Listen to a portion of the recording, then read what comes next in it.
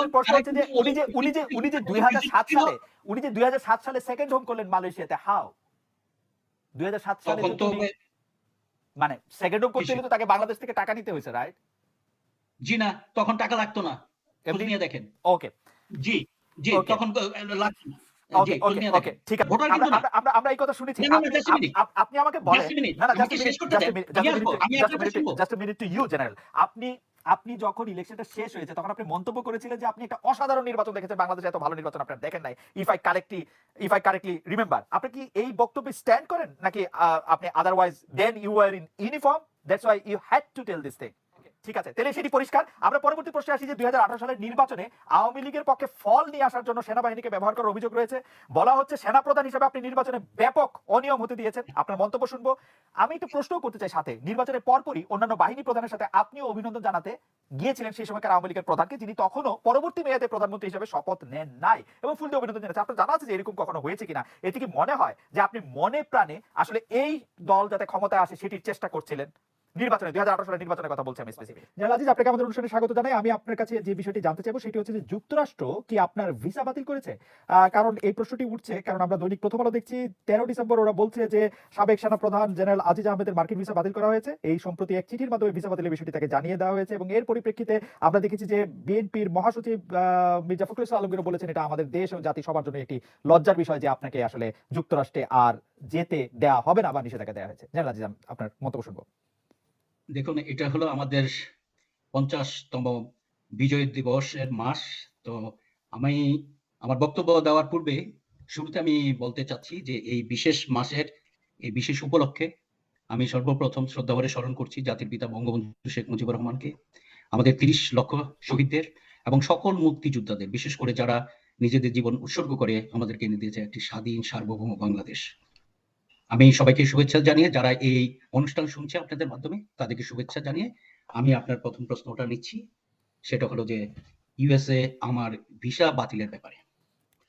দেখুন, আপনি এখানে দুই একটা মাধ্যমের কথা উল্লেখ করেছেন, তবে আমি বক্তব্য দেওয়ার শুরুতে দুই একটা বিষয় একটু আপনাকে বলে নিতে চাই। সেটা হলো যে প্রশ্ন করবেন আমাকে কিন্তু পুরা সেটা সম্পূর্ণ উত্তর দিতে হবে, দেওয়ার সুযোগ দিতে হবে, এক। দ্বিতীয় হলো I will request not to interrupt in between. আপনার যদি কোনো প্রশ্ন থাকে আমার বক্তব্য শেষ হলে তারপর আপনি হয়তো প্রশ্ন করতে পারেন, কারণ মাঝখানে যদি থামিয়ে দেন, you should understand I'm above 60. আমি হয়তো যে খেয়ে হারিয়ে ফেলতে পারি, কন্টিনিউশনটা নাও থাকতে পারে, সেই জন্য বলে রাখলাম আর কি, যে চেষ্টা করবেন যাতে ইন্টারাপ্ট না করা হয়। এখন প্রথমে আসা যাক আপনি যে প্রশ্নটা করেছেন। হ্যাঁ, কতিপয় মিডিয়া তে যে জিনিসটা আমিও দেখেছি, তারা কোনো জায়গায় বলেছে, যেমন প্রথম হলো যে কোনো একটা মানব জমিন থেকে যে তারা শুনেছে, মিনস হলো here saying sort of thing, কোনো সোর্স উল্লেখ না করে, কোনো এভিডেন্স না দেখিয়ে তারা একজন সদ্য বিদায়ী সাবেক সেনা প্রধান তার সম্পর্কে এরকম একটা রিপোর্ট করলো যে তার যুক্তরাষ্ট্রের ভিসা বাতিল হয়ে গেছে। এখন কথা হলো যে এখানে কিছু বিষয় জড়িত আছে। আমি হয়তো যে আইনের অত এক্সপার্ট না হলেও কিছু বিষয় আছে, সেগুলো হয়তো আপনারা দেখবেন যে notification of revocation of visas, এটার জন্য আমেরিকার কতগুলো কিন্তু আইন আছে। আপনারা যদি immigration and national act INA 221 subsection যদি আই সেটা দেখেন, বা যদি কোড অফ ফেডারেল রেগুলেশন 22 মানে CFR 41.122 সেখানে যদি দেখেন, সেখানে কিন্তু কিছু বিষয় লেখা আছে। আমি যদি সংক্ষেপে বলতে চাই, আপনারা দেখে নিন সেখানে, যে কারো ভিসা যদি ইউএস অথরিটি তারা যদি বাতিল করে, তাহলে সেটা তাকে নোটিফাই করতে হবে, তাকে নোটিফাই করাবে। এবং এখানে আছে, আমি যদি একটু পড়ি, কনসুলার অফিসার শ্যাল, এখানে কিন্তু শ্যাল কথাটা আছে, shall if practicable notify the alien to whom the visa was issued that the visa was revoked. এখানে কিন্তু শ্যাল কথাটা আছে, জানাতে হবে। এখন কথা হলো, আমাকে কি জানিয়েছে? আমি যখন হলো ভিসার জন্য অ্যাপ্লাই করেছিলাম, তখন কিন্তু আমার স্থায়ী ঠিকানা দেওয়া হয়েছে, আমার কন্ট্যাক্ট নাম্বার দেওয়া হয়েছিল, আমার ইমেল অ্যাড্রেস দেওয়া হয়েছিল, এবং আমি অন্য সাধারণ 10 জনের মতো নয় যে আমাকে খুঁজে পাওয়া যাবে না। তো আমাকে এই নোটিফাই করা বা আমেরিকান কোনো কি বিজ্ঞপ্তির মাধ্যমে বা কোনো জায়গায় এই যে আমার ভিসা ক্যান্সেল করা হয়েছে, এটা কি কোথাও আছে? আমি কিন্তু বিভিন্ন মাধ্যমে খোঁজ খবর নিয়েছি, আমার যারা ওয়েল উইশার আছে এবং বিভিন্ন জায়গা থেকে খোঁজ খবর নিয়েছে, তারা কিন্তু কোথাও আমার নাম ইউএস এর কোথাও তারা পায়নি যে আমার ভিসা বাতিল করা হয়েছে। এই এই আমি নিউজটি বলবো আসার যে আগে জেনারেল আহমেদ, এই ভিসার এই নিউজটি পাওয়ার পরে আপনি কি আমেরিকা যাওয়ার চেষ্টা করেছিলেন বা যেতে চেয়েছিলেন বা? না, আমার প্রয়োজন না হলে why should I try now? Right, আপনি ট্রাই আমি তো করেন। জাস্ট হলো ফেব্রুয়ারি মাসে আসলাম। ঠিক আছে? রাইট, না। রাইট। আমার প্রয়োজন হলে আমি অবশ্যই ট্রাই করব। একজন আমাকে বলল সেজন্য কি should I try for that? Right. No, আপনার কি এখন ভ্যালিড ভিসা আছে US? As far as I am concerned, yes. Okay, আমরা পরবর্তী প্রশ্নটিতে চলে যাই। আপনি এখন অবসর প্রস্তুতিমূলক ছুটিতে, আপনার ভবিষ্যৎ পরিকল্পনা কি? আমি প্রশ্নটি একটু বড় করে বলতে চাই যে কেউ বলেন যে বিজিবি প্রধান এবং সেনা প্রধান থাকার পর আপনার আর চাকরি করার দরকার নেই। কেউ কথাটি এরকম করে বলেন যে আপনার এখন প্রচুর টাকা, কেউ বলেন কয়েকশো কোটি টাকা। আপনার মানে আপনার পরিকল্পনা আমরা একটু শুনতে চাই যে আপনি আসলে অবসর পরে আপনি এখন কি করবেন? প্রথম কথা হলো যে আপনি শেষে যে কথাগুলো বললেন, আমি দয়া করে বলব না কয়েকশো না, আমাকে সামান্য কিছুর একটু সূত্র দিয়ে দেন যাতে আমি আমার বাকি জীবনটা একটু স্বাচ্ছন্দ্যে কাটাতে পারি। শত শত কোটি তো দূরে থাকুক, সামান্য কিছুর যদি উৎসগুলো দেন যে আপনার এখানে হলো এত লক্ষ টাকা আছে বা 1-2 কোটি টাকা আছে, তাহলে ওইটা দিয়ে আমি একটা পরিকল্পনা করবো আমার ভবিষ্যৎটা একটু স্বাচ্ছন্দ্য হতে পারি কিনা। এইটা হলো দেখেন, মানুষ যদি কোনো এভিডেন্স ছাড়া যদি মন করা কোনো কিছু বলে এবং এটার পিছনে নিশ্চয়ই তাদের কোনো অসৎ উদ্দেশ্য নিয়ে এই কথাগুলো বলেছে, আমি এটাতে খুব ব্যথিত হই। আচ্ছা, এখন আসি হলো আপনারা প্রথম যে প্রসঙ্গটা বলেছিলেন সেটা হলো যে আমি অবসর জীবনে এসেছি, কেমন কাটাচ্ছি বা আমার ভবিষ্যৎ পরিকল্পনা কি। দেখুন, আমি প্রায় ৩৯ বছর সামরিক বাহিনীতে চাকরি করেছি। অত্যন্ত সিনসিয়ারলি আমি চাকরি করার চেষ্টা করেছি এবং অলমাইটি ওয়াজ ভেরি কাইন্ড এবং মানুষের দোয়া, আমার মা বাবার দোয়া, আপনাদের সবার ভালোবাসা দোয়ায় I could reach to the pinnacle of the army, যেটা হলো যে একটা মানুষের সেনাবাহিনীতে যখন ঢুকে প্রত্যেকেরই স্বপ্ন থাকে। And you should try to understand যে আমরা যদি আমাদের সর্বাধিনায়ক এমএজি ওসমানীকেও ইনক্লুড করি, তাকে সহ I am the 16th, 16তম, 1600 না, 16,000 না, 16তম সেনাপ্রধান। তো এই জায়গাতে পৌঁছাতে পেরেছি। I am grateful to Almighty Allah. I am grateful to my well wishers and others. এখন কথা হলো রিটায়ারমেন্টের পরে to be very honest, একটা টেনশন ফ্রি, কোনো দায়িত্ব তেমন একটা নাই। I am just relaxing, enjoying my freedom of life. আমি যখনই সময় পাই আমার কোর্সমেট অন্যান্যদের সাথে আমি গলফ খেলতে চাই। আমার অনেক বন্ধু-বান্ধব যারা আছে সিভিল, রিটায়ার্ড, তারা আসে, তাদের সাথে গল্প সময় কাটাই এবং সর্বোপরি আমি পোস্ট ডক্টরাল করছি, সেটার সাবজেক্টটা নিয়ে আমি গবেষণায় সময় কাটাই। বা কিন্তু একটি বিষয়, আপনার যে ব্যক্তিগত সহকারী ছিল পিএ, যিনি একজন ওয়ারেন্ট অফিসার, তাকে কি আসলে দুর্নীতির কারণে বা কোনো কারণে পদচ্যুতি করা হয়েছে? মানে এই এই এই এই বিষয়টিও অনেকবার আলোচনা আসছে। আপনার যখন ওই সেনা জীবনের কথা বলছিলেন যে আপনার যে পিএ একজন ওয়ারেন্ট অফিসার, তাকে দুর্নীতির কারণে বা মিসকন্ডাক্টের কারণে তাকে পদচ্যুত করা হয়েছে। এটা কি আপনি থাকতে সময় ঘটনা, পরে ঘটনা, বা এটি কি সত্য ঘটনা কিনা? দেখুন, যে বিষয়টা হয়েছে আমার বিয়ে সম্পর্কে, যেটা আমি যতটুকু জানতে পেরেছি, অবশ্যই সেটা হলো যে আমি যখন চলে আসি, রিটায়ারমেন্টে যখন আসি, তারপরে শুনেছি এবং তার যেই বিষয়টা হয়েছে সেটা তাকে, হ্যাঁ, সে অবসরে গিয়েছে। তবে যদি আপনি যেই কথাটা বলছেন, এখানে ডিসিপ্লিন বলে একটা কথা আছে, দুর্নীতির বিষয়টা একটু আরো গভীর। গ্র্যাভিটি অফ দ্য অফেন্স, সেটার উপরে ভিত্তি করে হলো যে পানিশমেন্ট গুলো হয়ে থাকে। আমি মনে করি অত যদি সিরিয়াস কোনো কিছু যদি হতো, he should have been dismissed from the service. Or আমরা কিন্তু সেক্ষেত্রে অনেকে জেল দিয়ে থাকি, অনেকে বরখাস্ত করে থাকি। হি ওয়াজ গিভেন নরমাল রিটায়ারমেন্ট। আমি আর এই ব্যাপারে ফার্দার কিছু বলতে চাচ্ছি না। আচ্ছা, I think I could right, right. আমি আপনার অ্যাপয়েন্টমেন্টের প্রসঙ্গে আসি জেনারেল। আপনি একটি কথা মানে বলা হয় যে আপনি রাজনৈতিক বিবেচনায় সেনাপ্রধান নির্বাচিত হয়েছেন। বেশ কয়েকজন জ্যেষ্ঠ ও যোগ্য কর্মকর্তাকে ডিঙিয়ে আপনাকে সেনাপ্রধান করা হয়েছে। আমি যদি প্রশ্নটি কমপ্লিট করি, তো সেই প্রশ্নটি এরকম দাঁড়ায় যে কেউ এটাও বলে থাকেন যে সেনাপ্রধান হিসেবে যিনি থাকবেন তাকে কোনো না কোনোভাবে ভারতের আশীর্বাদ পুষ্ট হতে হবে, এবং আপনি বিজিবিতে থাকাকালীন, যেটি আমাদের বর্ডার গার্ড, সেই সময় আপনি ভারতের মনোযোগ বা আশীর্বাদ যেটাই বলি না কেন সেটি আপনি আকর্ষণ করতে সমর্থ হন। আপনার মন্তব্য শুনবো জেনারেল আহমেদ। একটু সময় দিতে হবে। জি। প্রথম কথা হলো যে সেনাপ্রধানের নিয়োগ দেওয়া এটা সরকারের এখতিয়ার। 2018 সালে সেটা আইন হয়েছে। তার আগে যেটা ছিল জেএসআই, জয়েন্ট সার্ভিস ইনস্ট্রাকশন অনুযায়ী হলো বাহিনী প্রধানদের চাকরি অবসর এগুলো নিয়ন্ত্রিত হতো। 2018 সালে হয়েছে এবং সেই অনুযায়ী সরকারের সুপারিশ অনুযায়ী মহামান্য রাষ্ট্রপতি নিয়োগ দিয়ে থাকেন। এখানে সাধারণত যে বিষয়গুলো বিবেচনায় আনা হয়ে থাকে সেটা হলো যে commander experience, crisis management ability, তার সার্ভিস প্রোফাইল, তার বিভিন্ন কোর্স, মিলিটারি কোর্স বা অন্যান্যগুলোর পারফরমেন্স। সাধারণত এই জিনিসগুলো হলো দেখা হয়ে থাকে যখন হলো এলিভেট করা হয়ে থাকে। আর এই ধরনের সর্বোচ্চ আসনে যখন কাউকে দেওয়া হয়, সেক্ষেত্রে command experience, crisis management ability, service profile, অন্যান্য জিনিসগুলো দেখা হয়। এখন আমি আসি, আপনি যেটা বললেন যে সিনিয়রদেরকে ডিঙিয়ে দেওয়া হয়েছে। আমাকে যখন নিয়োগ দেওয়া হয়, তখন বাংলাদেশ সেনাবাহিনীতে ৩ জন লেফটেন্যান্ট জেনারেল ছিলেন, আমি সহ। আমি এবং আমার সাথে আরো ২ জন লেফটেন্যান্ট জেনারেল ছিলেন। হ্যাঁ, এই ৩ জনের যে কোনো লেফটেন্যান্ট জেনারেলদের থেকেই কাউকে নিয়োগ দিতে, যে কোনো একজনকে দিতে পারত। এখন কথা হলো, আমি যদি সেখানে যদি আসি, যে ধরেন আমি ১০টা মিলিটারি কোর্স করেছি, তার মধ্যে ৮টা কোর্সে আমি প্রথম, দ্বিতীয়, তৃতীয় বা ফিফথ হয়েছি। মানে প্রথম থেকে হলো ৪-৫ এর মধ্যে হলো আমার রেজাল্ট ছিল ৮টা কোর্সে। একটা কোর্সে 9 হয়েছে, আরেকটা অসুস্থ ছিলাম, সেটাতে আরেকটু খারাপ হয়েছে। আমি এতগুলা কোর্সে কিন্তু আমি উইদিন ফার্স্ট ফিউ ছিলাম। আমি সেনাবাহিনীর এমন কোনো অ্যাপয়েন্টমেন্ট নাই, পারতপক্ষে ম্যাক্সিমাম ক্ষেত্রে, কিছু কিছু তো অবশ্যই বাদ ছাড়া প্রায় সকল অ্যাপয়েন্টমেন্টে আমার চাকরি করার সৌভাগ্য হয়েছে। I being the artillery officer, আমি ইনফেন্ট্রি ব্রিগেডে ব্রিগেড মেজর ছিলাম, যেখানে অন্য যে ২ জন লেফটেন্যান্ট জেনারেল ছিলেন, তারা দোনোজনই ইনফেন্ট্রি অফিসার হিসাবে তারাও ইনফেন্ট্রি ব্রিগেডের ব্রিগেড মেজর ছিল। কিন্তু আমি আর্টিলারির অফিসার হিসাবে, সেটা হলো সেনাবাহিনীতে যারা চাকরি করেছে বা যারা চাকরি করছে তারা জানে, অন্য আর্মসে কেউ ইনফেন্ট্রি ব্রিগেডের ব্রিগেড মেজর হতে হলে তার কি যোগ্যতা থাকতে হয়, আমি সেটা অর্জন করেছিলাম। ঠিক আছে?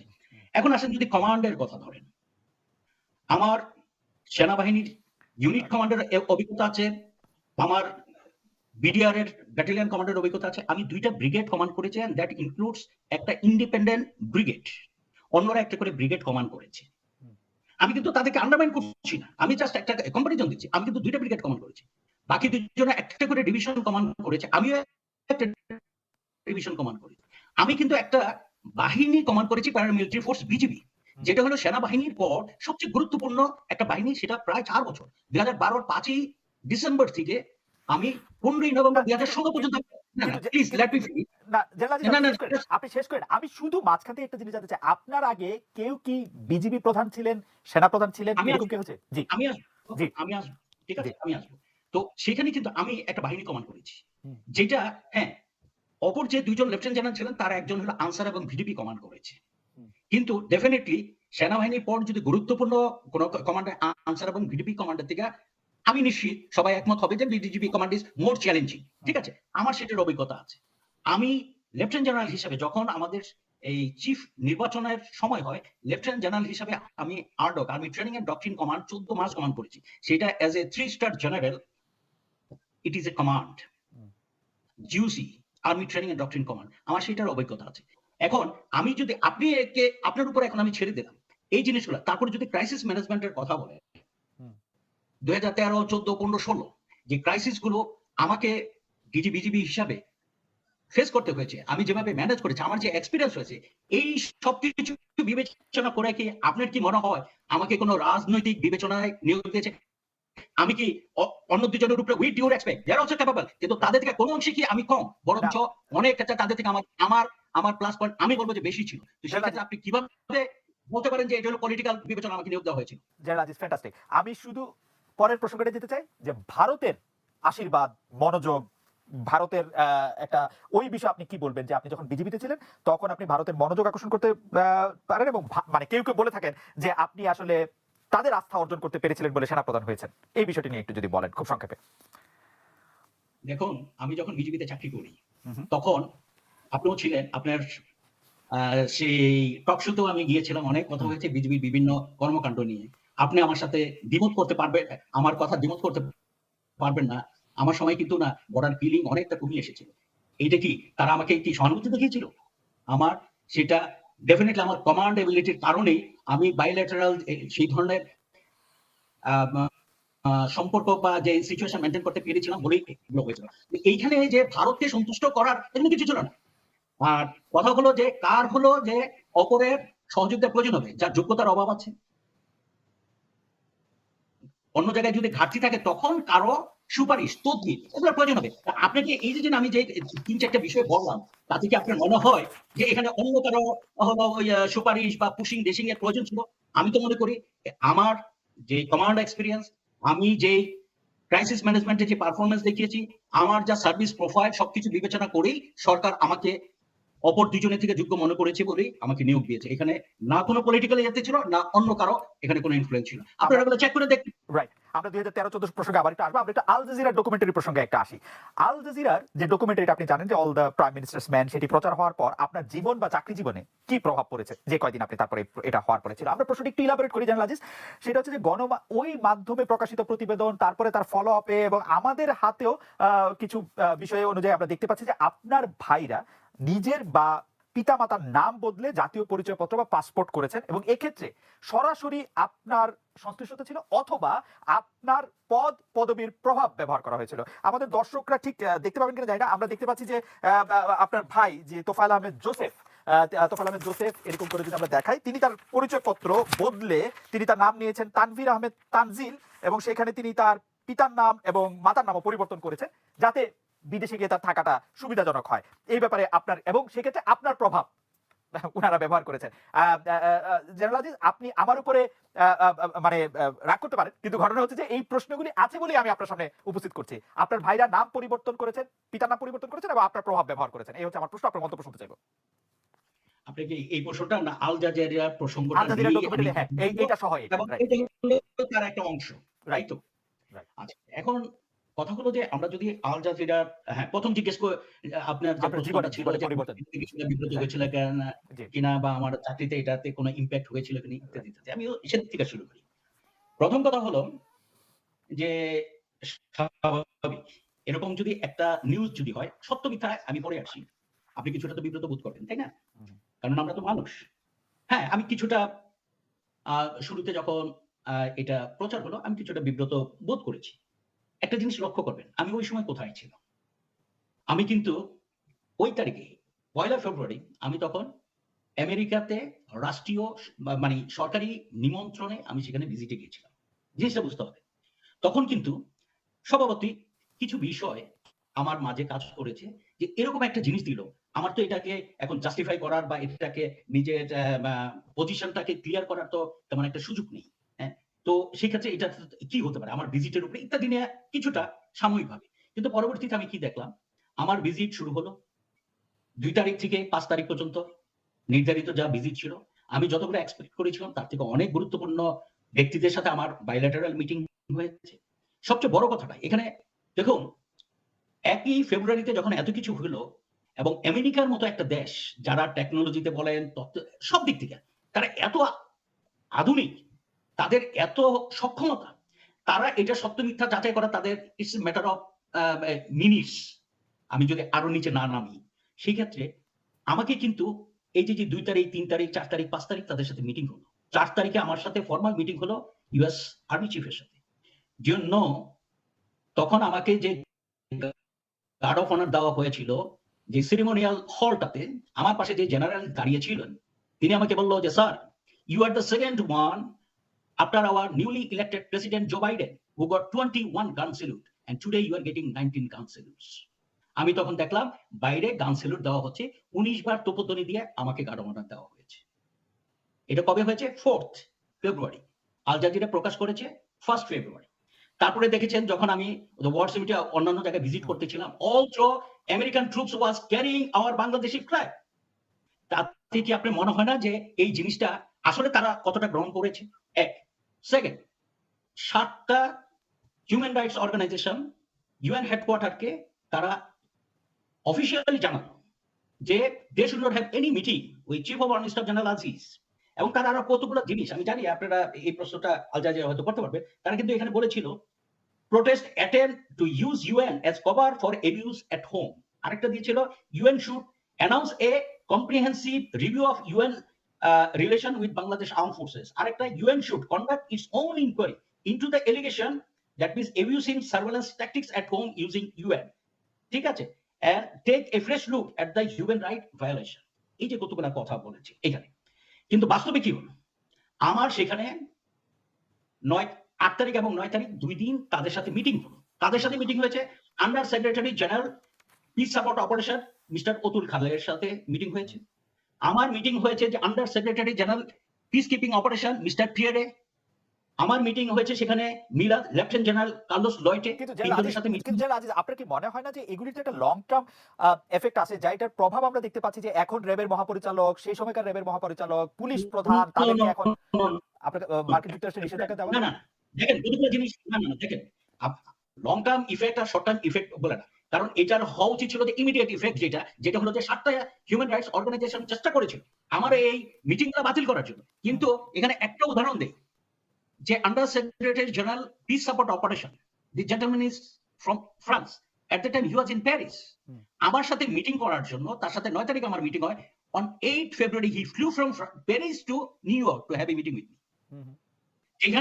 যেখানে হলো হিউম্যান রাইটস অর্গানাইজেশনরা তারা অ্যাপিল করেছিল ইউএন হেডকোয়ার্টারকে to cancel the meeting, cancel তো হয় নাই, বরঞ্চ he flew from Paris came to New York to have meeting with me. এবং দেখেন ওইখানে এটা নিয়ে অনেকে অনেক কিছু বলেছে, এই কমে যাবে, ইউএন এর থেকে ট্রুপস কমাই দিবে, দিস দ্যাট অনেক কিছু, and you know that what were the achievement after that meeting. Instantly কিছু কিছু জিনিস আমার এই মিটিং এর পরে, যেমন ওইখানে একটা ছিল 6-man এরো মেডিসিন টিম, একটা এটার জন্য অনেক দেশ চেষ্টা করতেছিল। After my meeting with the counter with them, সেদিনই তারা সিদ্ধান্ত নিল this 6 aero medicine team will be taken from Bangladesh. Okay, just minute you should, হ্যাঁ এটা প্রয়োজন আছে। তারপরে যেমন আমাদের একটা ইউনিট ছিল যেখানে হলো যে জনবলের প্রায় 50 জন কম ছিল অন্য দেশের তুলনায়। I raise that point and they agreed, এবং আমি আসার পরপরই তারা চিঠি দিয়ে বলেছে those 50 personnel will be included and it is done. তারপরে ধরেন আমাদের এমপি ইউনিটের 13 জন লোকের শর্টেজ ছিল। জিনিসগুলো ছোট মনে হতে পারে, বাট ট্রাই টু আন্ডারস্ট্যান্ড এটা কিন্তু লং টার্ম ইফেক্ট আছে, সেটা তারা অনুমোদন দিয়েছে। তারপরে তারা একটা হলো যে আর্ম হেলিকপ্টার ইউনিট, তারপরে ধরেন কিউআরএফ, কুইক রিঅ্যাকশন ফোর্স, এগুলো নেওয়ার জন্য তারা যে বাংলাদেশ থেকে নেবে বলে আমাকে সেখানে কমিট করেছে, এবং পরবর্তীতে তারা চিঠি দিয়েছে। I am sure those are under process now. এবং আরেকটা যে বিষয় ছিল সেটা হলো যে অনেক আমাদের রিইম্বার্সমেন্ট ওখানে তখন হেল্ড আপ ছিল, বিভিন্ন কারণে এগুলো ডিলে হচ্ছিল, সেগুলো তো অনেক প্রোগ্রেস হয়েছে। যখন এই মিটিং এর পরে যখন চলে আসি, অনেকগুলো তারা ক্লিয়ার। ওই মিটিং এ কি এমন কোনো কথা হয়েছিল আপনার সঙ্গে যে সামরিক ক্রয়ের ব্যাপারে ওদের যে অনুদান, সেই অনুদানের এবং সেই অনুদানের আমি তাদেরকে একটা বিষয় বলেছিলাম, আপনারা জানেন যে 4th February তাদের একজন স্টাফ ওনার একটা প্রেস ব্রিফিং এর সময় এই যে স্পাইওয়্যার যে একটা ইকুইপমেন্টের প্রসঙ্গ নিয়ে তাকে প্রশ্ন করা হয়েছিল, সে সেখানে একটা কথা বলেছিল। আমি যখন এই প্রসঙ্গটা তাদের সাথে তুললাম যে তোমরা তো এই ইকুইপমেন্টটা আমরা দিতে পারবো কিনা, তোমরাই তো চেয়েছো, we have the letter.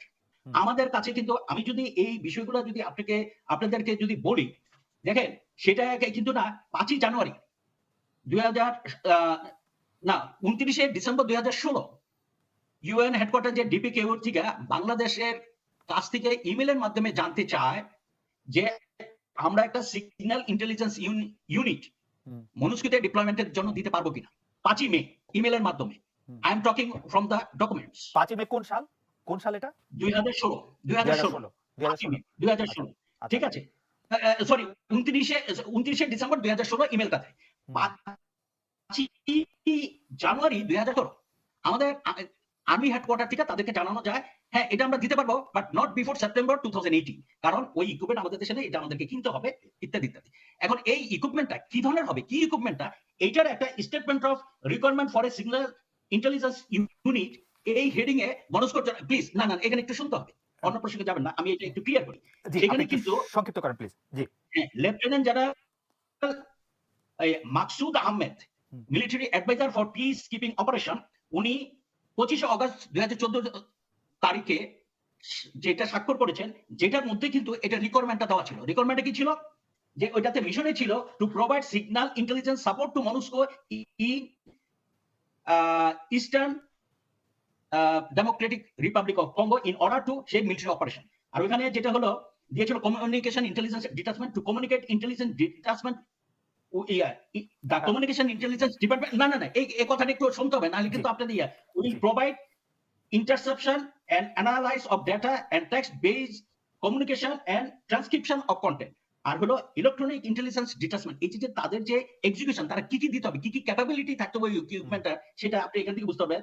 The electronic intelligence detachment will be responsible for detecting, identifying and analyzing electromagnetic ownership and digital source emitters in respect of location ownership etc।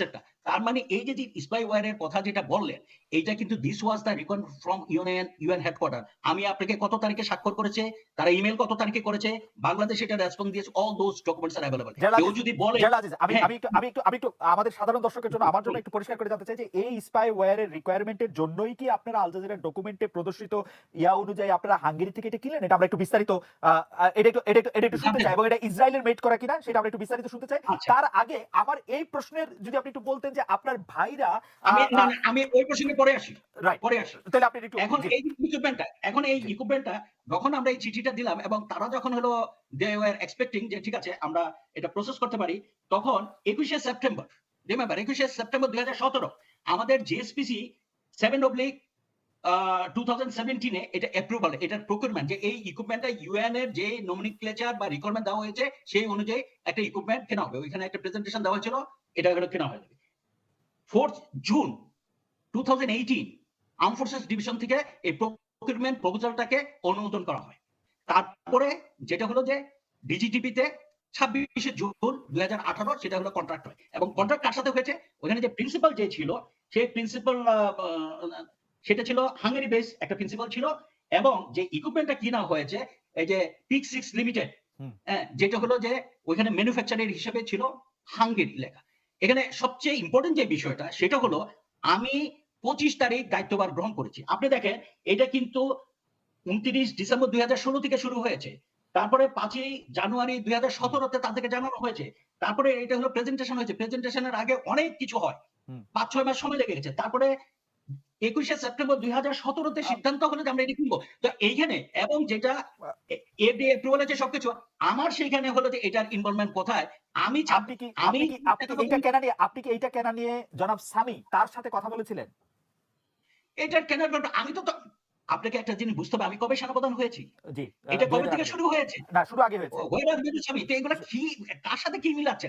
এই যে আল জাজিরা যে এইটার সাথে কেন কেউ করেছে, যে এটার সাথে তারা যে এটা হাঙ্গেরি থেকে কিনেছে, এটা হলো ইসরায়েল অরিজিন, তারা যেটা বলেছে, আমি তাদের রাইট, ভাষাটা বলছি, ইসরায়েল অরিজিন হাঙ্গেরি থেকে কিনেছে, আমি সেনাপ্রধান, আমি আমার ভাইদেরকে কন্ট্যাক্ট দিয়েছি, সেই ক্ষেত্রে হলো আমি দুর্নীতি করেছি, এটা তাদের বক্তব্য ছিল। রাইট, এখন দেখেন এটার ক্রয় প্রক্রিয়ার কোন জায়গাতে হলো আমার কোন সম্পৃক্ততা ছিল কিনা, আমি তখন সেনাপ্রধানও ছিলাম না, ঠিক আছে। ওকে, এক, না না না না না এটাকে প্লিজ ক্লিয়ার করে জি, দেন। জি, তার মানে হলো যে এটা হলো আল জাজিরার এই দাবি সম্পূর্ণ ভিত্তিহীন। আমি 25 তারিখে দায়িত্ব নিয়েছি, আর 26 তারিখে সেটা ডিজিটিপি, এই কন্ট্রাক্ট গুলো সাইন করে হলো ডিজিটিপি, সেটা হলো which is under arm forces division, not army headquarters, তারা করেছে। আমি 25 তারিখে দায়িত্ব নিয়েছি, তার মানে এইটার টোটাল প্রসেসের সাথে আমার কোনো সম্পৃক্ততা নাই, হট টু টক অ্যাবাউট যে সেনাপ্রধান হিসাবে। এখন যেটা তারা বলতে চাচ্ছে এই যে জায়গাটা আমি একটু পরিষ্কার করবেন, এই জায়গাটা একটু পরিষ্কার করবেন, আপনি দায়িত্ব নেওয়ার একদিন পরে কি সেই কন্ট্রাক্ট সাইন করা হয়েছে?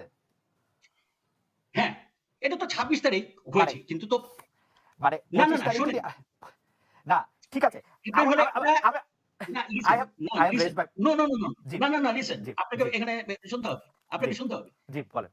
ক্রয় প্রক্রিয়াটা যখন হয় কবে থেকে শুরু হয়েছে, 2016-17 থেকে শুরু হয়েছে, 18 পর্যন্ত আছে।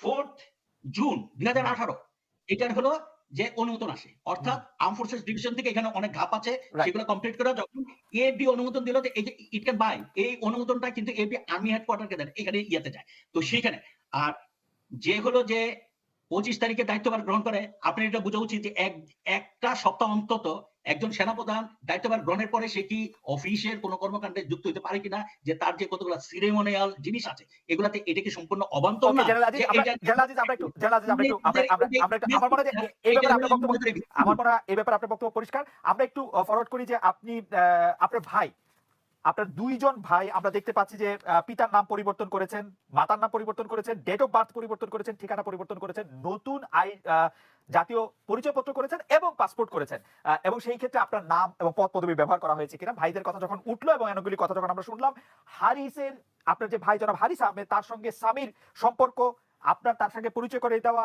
সামরিক কেনাকাটার ক্ষেত্রে তার ইনভলভমেন্ট এবং আপনার সাথে সামির ইনভলভমেন্ট, এই পুরো বিষয়টা নিয়ে যদি আপনি একটু বলতেন।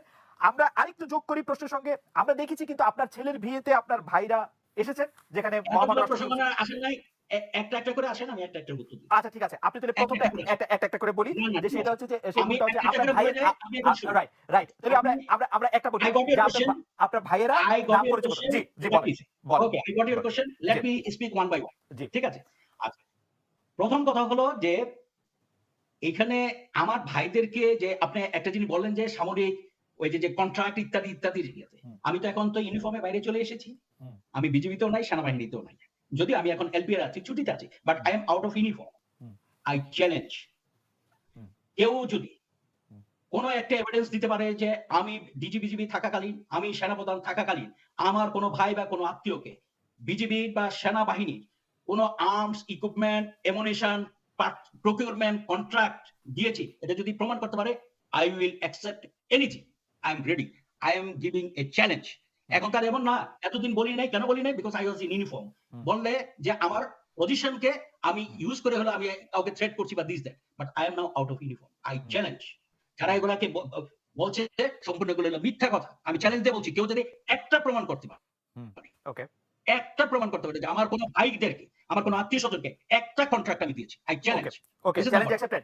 দেখেন, নেক্সট, নাম্বার নেক্সট 2, ফোর্জড কাগজপত্র, এটার রাইট। সাথে just a minute, just a minute, এটার সাথে স্বামী প্রসঙ্গটা চলে আসে।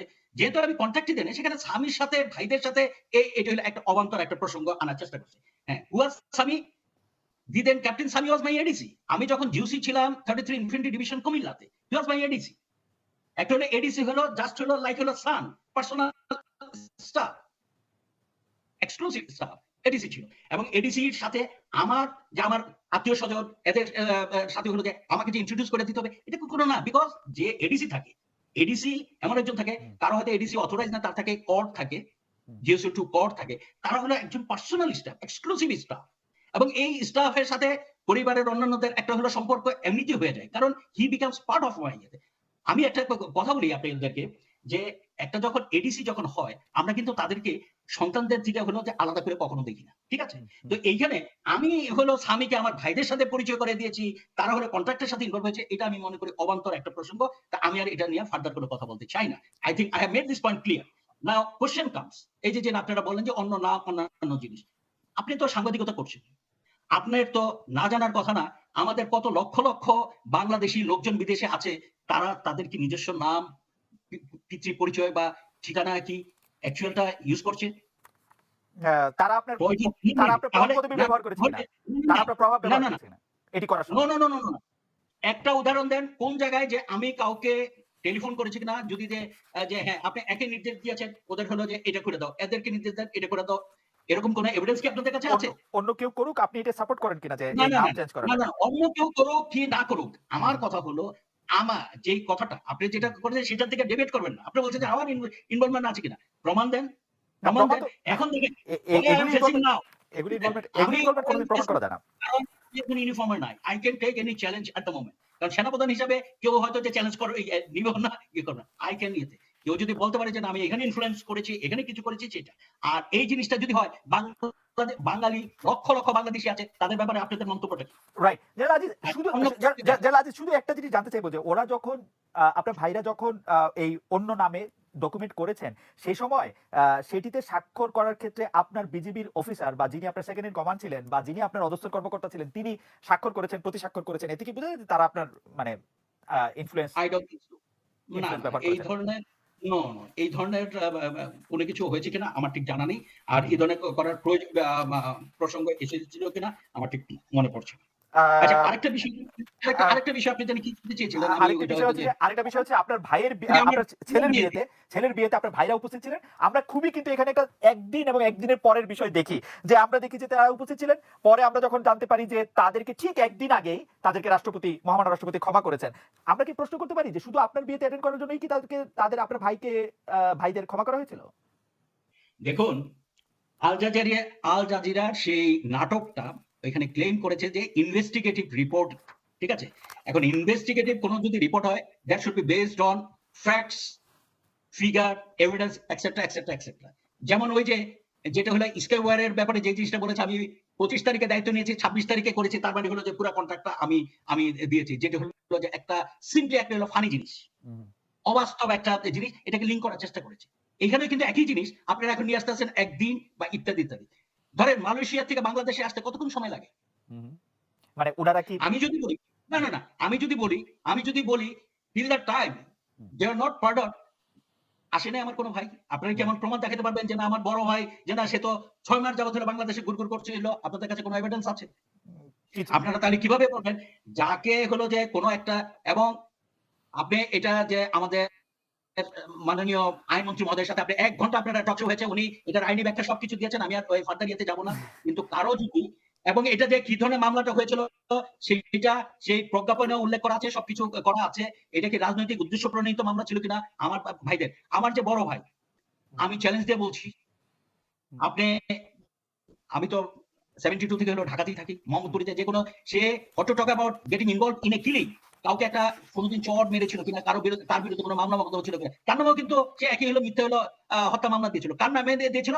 যে হলো ফ্রিডম পার্টির একজন হলো না, ধানমন্ডি সেটা আমরা ডিটেইলে না যাই, এটা আপনি ডিটেইলে না যাই, তবে আপনি বলছেন এইখানে, না না এইখানে, এইখানে যে এই প্রসঙ্গটা আনা হয়েছে যে এখানে তাদের উপস্থিতি যেদিন হলো যে, দেখেন এইখানে তো আমার তো ছেলেদের গায়ে হলুদ হয়েছে, অন্যান্য অনুষ্ঠান হয়েছে, অনেক কিছু হয়েছে, কই সেখানে তো তারা তো উপস্থিত হয়নি, সেখানে তো তারা উপস্থিত হয়। তাইলে কি না, তাইলে যদি এইটাই যদি হতো যে না আমার ছেলের বিয়ের জন্য আমি আর কোনো ইনফ্লুয়েন্স ছিল বা কিছু একটা ছিল, এইটা হলো কাকতালীয় ভাবে এত কিছু হলো জোড়াতালি না, করা, আমার মনে হয় আমি এইটাও বলতে চাইছিলাম যে আপনার কাছে মনে হয় না যে টু মাচ কোইন্সিডেন্স, আবার আপনি যদি ব্যাপারটা এরকম দাঁড়া করান যে যখন আল জাজিরা ডকুমেন্টারিটা হলো, যখন এটার মধ্যে বলা হলো যে আপনার ছেলের বিয়েতে তারা ফিউজিটিভ, তবু তারা উপস্থিত ছিলেন, মহামান্য রাষ্ট্রপতি সেখানে উপস্থিত ছিলেন, তখন আইএসপিআর থেকে একটা ব্যাখ্যাও দেওয়া হলো। সেই আইএসপিআর এর ব্যাখ্যার মধ্যে কিন্তু একবারও বলা হয় নাই যে তারা আসলে ফিউজিটিভ না, তাদেরকে আসলে মুক্তি দেওয়া হয়েছে। আমরা কিন্তু তাদেরকে মুক্তি দেওয়া হয়েছে, তাদেরকে ক্ষমা করা হয়েছে, সেটি জানতে পেরেছি অন্তত ৩ সপ্তাহ পরে। আপনার মনে থাকে? শোনেন, শোনেন, দেখেন, জি দেখেন, দুই একটা বিষয় বলি। আল জাজিরার প্রসঙ্গ আপনি বারবার টানছেন, আমি তো তাদের প্রত্যেকটা জিনিস খণ্ডন করার মতো আমার যথেষ্ট হলো এভিডেন্স আছে। তারা যেমন একটা জিনিস বলেছিল, আমি আমার ফিজিটিভ ভাইদের সাথে দেখা করার জন্য মালয়েশিয়া গিয়েছিলাম, আমি মালয়েশিয়া গিয়েছিলাম ইন এপ্রিল 2019। আমি সিঙ্গাপুরে একটা অফিশিয়াল ভিজিটে গেছিলাম, ওইখান থেকে আসার সময় 36 আওয়ার্স এর একটা ট্রানজিট নিয়েছিলাম, ওখানে গেছিলাম, ঠিক আছে। তার মানে এপ্রিল মাসে আমার কোনো ভাই কি তাদের কোনো মামলা মোকদ্দমা ছিল আপনি বলুন? ছিল না। কিন্তু তাদের তদন্তে উদ্ঘাটিত কি হলো যে আমি ফিজিটিভ ভাইদের সাথে দেখা করতে গিয়েছিলাম। So it is a lie. Do you agree with me? এটা কিন্তু না, শুনেন, আমি যখন কথা বলবো যে either you have to say yes or no, then I will try to convince you. তার মানে এই যে আমি গিয়েছিলাম ওইখানে, ঠিক আছে, আমার বড় ভাই হলো 2007 সাল থেকে হলো মালয়েশিয়াতে থাকে, সেকেন্ড হোম করে 2007 সাল থেকে। This are all documentary, you can check back. আমি আমার ওখানে গিয়েছিলাম, আমার ভাইয়ের বাসাতে ছিল, সেখানে যদি আমি একটা হলো দেশের হলো সেনাবাহিনী প্রধান আমাকে যদি এম্বাসি থেকে যদি ইনভাইট করে, আমি আমার ভাইয়ের বাসায় উঠেছি, তার সাথে যদি আমার ভাই এবং ভাবিকে যদি ইনভাইট করে, was it wrong? No no, it's not wrong. কিন্তু আমাদের প্রশ্ন হচ্ছে যে উনি যে 2007 সালে সেকেন্ড হোম করলেন মালয়েশিয়াতে, হাউ? 2007 সালে তখন তো মানে সেকেন্ড হোম করতে হলে তো তাকে বাংলাদেশ থেকে টাকা নিতে হয়েছে, রাইট? জি না, তখন টাকা লাগতো না, খোঁজ নিয়ে দেখেন। ওকে, জি জি, তখন লাগতো না। ওকে, ঠিক আছে, তাহলে সেটি পরিষ্কার। আমরা পরবর্তী প্রশ্নে আসি যে 2018 সালের নির্বাচনে আওয়ামী লীগের পক্ষে ফল নিয়ে আসার জন্য সেনাবাহিনীকে ব্যবহার করার অভিযোগ রয়েছে। বলা হচ্ছে সেনাপ্রধান হিসেবে আপনি নির্বাচনে ব্যাপক অনিয়ম হতে দিয়েছেন। আপনার মন্তব্য শুনবো। আমি একটু প্রশ্নও করতে চাই, সাথে নির্বাচনের পরপরই অন্যান্য বাহিনী প্রধানের সাথে আপনিও অভিনন্দন জানাতে গিয়েছিলেন সেই সময়কার আওয়ামী লীগের প্রধানকে, যিনি তখনও পরবর্তী মেয়াদে প্রধানমন্ত্রী হিসেবে শপথ নেন নাই, এবং ফুল দিয়ে অভিনন্দন জানাচ্ছে। আপনার জানা আছে যে এরকম কখনো হয়েছে কিনা? এতে কি মনে হয় যে আপনি মনে প্রাণে আসলে এই দল যাতে ক্ষমতায় আসে সেটির চেষ্টা করছিলেন নির্বাচনে? 2018 সালের নির্বাচনের কথা বলছি আমি স্পেসিফিক। আচ্ছা, একটু সময় দিতে হবে। জি, খুব একটা, যেটার সাথে হলো যে আমাদের সরকার, আমাদের একটা বাহিনী এবং হলো আমার ব্যক্তিগত ইমেজ সবকিছু হলো সম্পৃক্ত আছে। সময় দিতে হবে, শুনতে হবে মনোযোগ দিয়ে। প্রথম কথাটা হলো সেনাবাহিনী একটা সুশৃঙ্খল বাহিনী। সেনাবাহিনী কিন্তু একটা ডিসিপ্লিন ফোর্স। এখানে কিন্তু সবাই শোনে চেইন অফ কমান্ড, এবং এইখানে আমাদের বিভিন্ন রুলস রেগুলেশন যেটা আছে সেটা হলো যে all are suppose to abide by comply with the lawful command. কতগুলো জিনিস আছে, আরো অনেক কিছু আছে। এখন কথা হলো যে যখনই হলো কোনো ইলেকশনে সেনাবাহিনীকে মোতায়েন করে, তার আগে কি কি পদক্ষেপগুলো নেওয়া হয় আপনাদের জানা থাকার কথা। সেখান থেকে হলো তার আগে যে আর্টিকেল 126 অনুযায়ী কিন্তু ইলেকশন কমিশনকে সম্পূর্ণ এখতিয়ার দেওয়া আছে আমাদের সংবিধান কর্তৃক, যে তারা একটা ফ্রি ফেয়ার ক্রেডিবল ইলেকশন করার জন্য যা কিছু তাদের প্রয়োজন গভর্নমেন্ট তাদেরকে দিতে বাধ্য। এবং সেনাবাহিনী কিন্তু একটা সরকারি একটা অঙ্গ, শুধু সেনাবাহিনী না, law enforcing all agency, civil administration, everybody is supposed to assist election commission to hold a free fair and credible election. এখন এখানে কতগুলো জিনিস আছে দেখেন। সেখানে হলো কি, ইলেকশন কমিশনের থেকে কিন্তু একটা নির্দেশনা বের হয়, সেখানে কিন্তু কার কি দায়িত্ব, পুলিশের কি দায়িত্ব, র্যাবের কি দায়িত্ব, আর্ম ফোর্সেস এর কি দায়িত্ব, এগুলো কিন্তু একদম স্পেসিফিক। আপনি যদি দেখেন সেইটা, আমার অ্যাকচুয়ালি ইনস্ট্রাকশনটা পেজ নাম্বার বা প্যারাগ্রাফটা মনে নাই, বাট আই ক্যান সে ওইটা যদি ধরেন বা পাশে নিচের দিকে আছে এবং ডান পাশের উপরে সম্ভবত 4টা পয়েন্ট আছে, ক্লিয়ার কাট বলা আছে যে আর্ম ফোর্সেস কি কি দায়িত্ব পালন করবে। সেখানে কিন্তু আমাদের যেটা হলো, আমরা হলো যে সবগুলা জেলাতে যাব, প্রয়োজন হলো উপজেলা পর্যায়ে যাব, এবং যেখান থেকে হলো যে আমরা খুব দ্রুততম সময়, যখনই হলো রিটার্নিং অফিসার বা ম্যাজিস্ট্রেট বা অন্য যারা আছে, তারা যখনই হলো রিকোয়েস্ট করবে to maintain the law and order situation, আমরা যাতে কুইকলি ওখানে যে ইন্টারভেন করতে পারি, সেই সমস্ত জায়গাগুলোতে আমরা অবস্থান নিব। আমরা কিন্তু স্ট্রাইকিং ফোর্স, ঠিক আছে, এবং আমরা হলো অন্যান্য ল এনফোর্সিং এজেন্সির সাথে ইন কোঅর্ডিনেশন, এবং this coordination will be done by the returning officer. বুঝতে হবে এখানে কিন্তু চাইলেই সেনাবাহিনী যা কিছু করার এখতিয়ার নয়। অন্যান্য সময় ডমিনেশন করবে যে ঠিক আছে প্যাট্রোলিং করলো, ইয়ে করলো। আবার এখানে কতগুলো রেস্ট্রিকশন আছে। নির্বাচনের যে একটা সময়, ওই সময়ের মধ্যে উইদিন 600 আর্মির কোন পেট্রোল যদি ওদিকে পাস থ্রো করে, they can stop there. General Aziz, আপনি বাংলাদেশ সেনাবাহিনী বিভিন্ন ফোর্সকে আপনি খুব চমৎকার বলেছে যে এই জায়গাটা আপনি কি ইলেকশনটা কিরকম হয়েছে দেখেছেন, বা আপনার নিজস্ব কোনো মত গড়ে উঠেছে আপনার মাঠে নিয়োজিত আপনার অফিসার বা এবং ইয়েদের দ্বারা? আপনার কি নিজস্ব কোনো মত গড়ে উঠেছে? আচ্ছা, ঠিক আছে। এখন কথা হলো যে ইলেকশনটা কিরকম হয়েছে। আপনি আমাকে বলেন, আমি বলতে পারি যে এই ইলেকশনে, আমি ইলেকশনের আগে কোন এক জায়গায় আমি ক্যাম্প ভিজিটে গিয়েছিলাম, তখন আমাকে সাংবাদিকরা জিজ্ঞেস করেছিল যে আমি বলেছিলাম যে আমি দেশের অনেক জায়গাতে ভিজিট করেছি, অনেক বিভাগীয় শহরে গিয়েছি, অন্যান্য জায়গায় গিয়েছি, আমার কাছে মনে হচ্ছে যে এটা একটা শান্তিপূর্ণ ইলেকশন হবে। আপনারা নির্ভয়ে আসবেন, আপনারা ভোট কেন্দ্রে যাওয়ার, আপনাদের নিরাপত্তা দেওয়ার দায়িত্ব হলো যাতে পথে বা অন্য কোথাও কোনো ইয়েতে না হয়, সেটা আমরা নিশ্চিত করবো, আপনারা নির্ভয়ে যাবেন। ইফ ইউ রিমেম্বার, আমি কিন্তু এই কথাগুলো বলেছি, তাই না? আমাদের কাজ ছিল যে লোকজনকে ওইখানে ইন্সপায়ার করা, so that they go and cast their vote, ঠিক আছে। দেখেন এই ইলেকশন পরে একটা মাত্র হলো কিলিং হয়েছে, সেটা সম্ভবত ফেনীতে, এবং সেটা হলো দুই দলের কর্মীদের মধ্যে, কোনো কিন্তু ভোটার কিন্তু না। আমরা এই কথা শুনেছি। আপনি আমাকে বলেন, না না, just a minute to you general. আপনি যখন ইলেকশনটা শেষ হয়েছে তখন আপনি মন্তব্য করেছিলেন যে আপনি একটা অসাধারণ নির্বাচন দেখেছেন, বাংলাদেশে এত ভালো নির্বাচন আপনারা দেখেন নাই, ইফ আই কারেক্টলি রিমেম্বার। আপনি কি এই বক্তব্যে স্ট্যান্ড করেন, নাকি আপনি otherwise then you are in uniform, that's why you had to tell this thing? No, শুনুন, আমাদের কিন্তু বিভিন্ন নির্বাচনে অংশগ্রহণের অভিজ্ঞতা, এটা কিন্তু অনেক।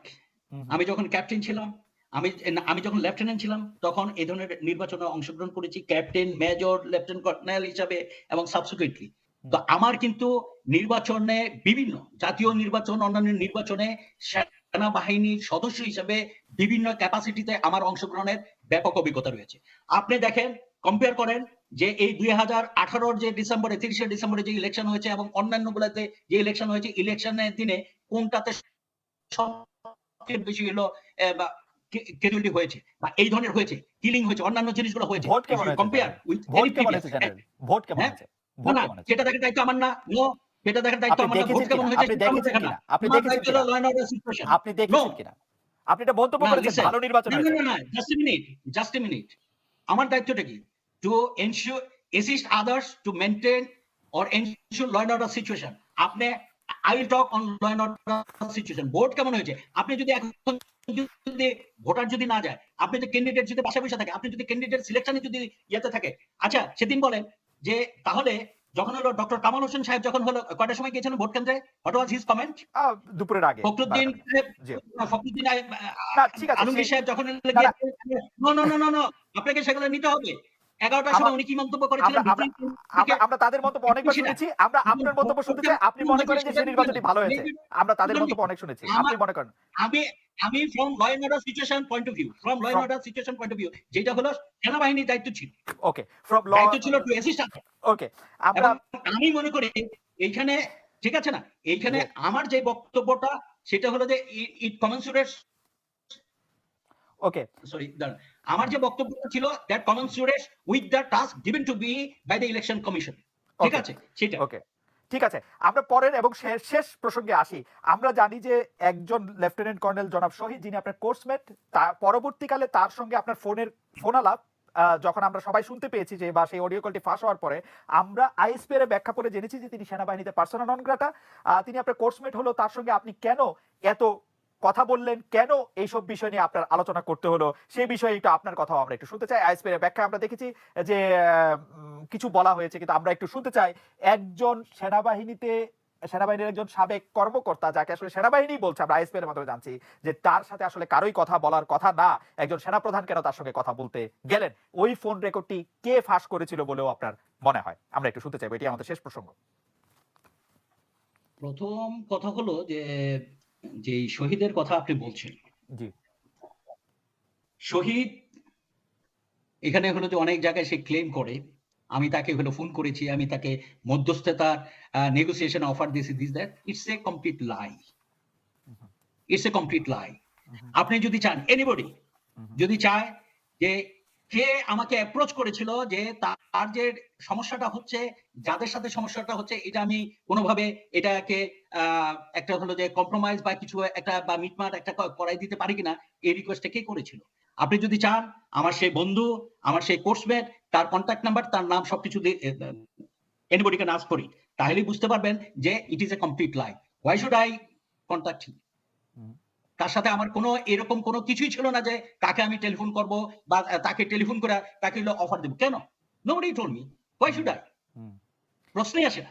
এখন যেটা হলো বলছেন যে এখানে যে অডিওটা কে ফাঁস করলো না করলো, না, আমরা দেখেন আপনার সাথে আমি কন্টেন্টের কথাও যদি আসি, একটু কন্টেন্টের কথাও যদি আসি, আমরা যেটি শুনতে পেয়েছি।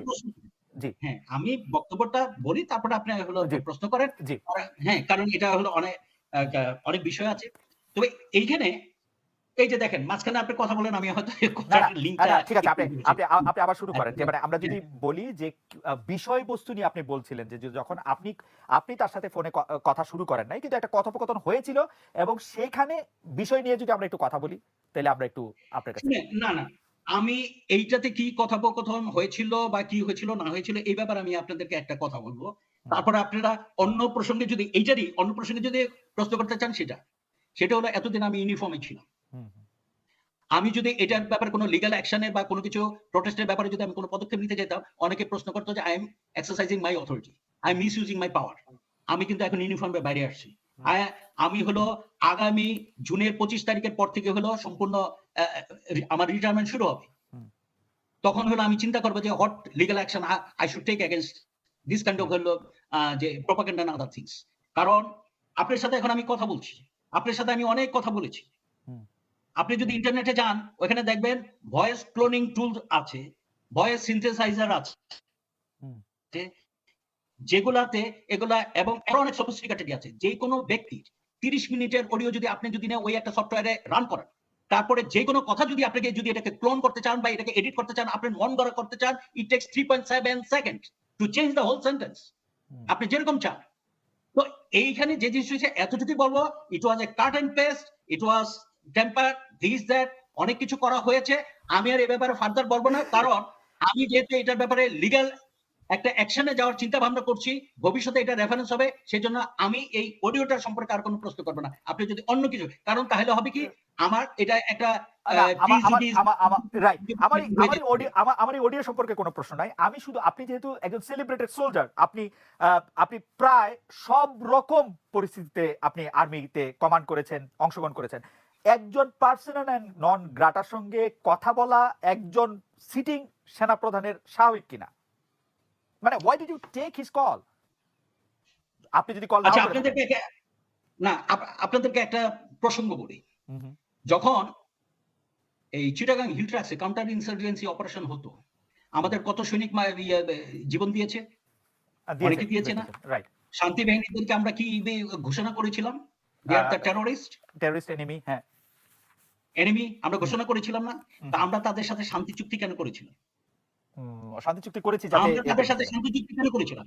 ও যে সমস্ত কর্মকাণ্ড করছিল, আপনি যদি ইম্পার্শিয়ালি যদি আমার থেকে জিজ্ঞেস করেন, হ্যাঁ, আপনি যে কথাটা বলেন যে পিএনজি তার সাথে আমি কেন কথা বললাম, I did not.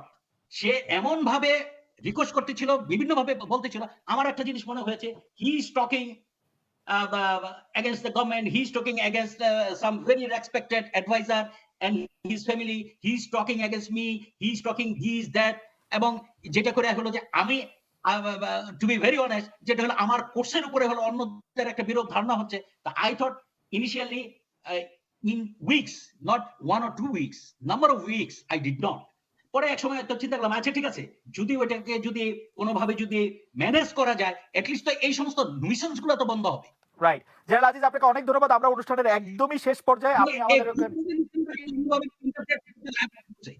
Okay. I have general nothing to say. Yeah, why did I respond to his request? General Aziz, আপনাকে অনেক ধন্যবাদ। আপনারা শুনছিলেন সাবেক সেনাপ্রধান জেনারেল আজিজকে। আমরা নিশ্চয়ই আগামী সপ্তাহে আমরা আসছি না, নতুন বছরের জন্য বন্ধ থাকছে। তার পরবর্তী সপ্তাহে আপনাদের সঙ্গে আবারও দেখা হবে। Thank you so much.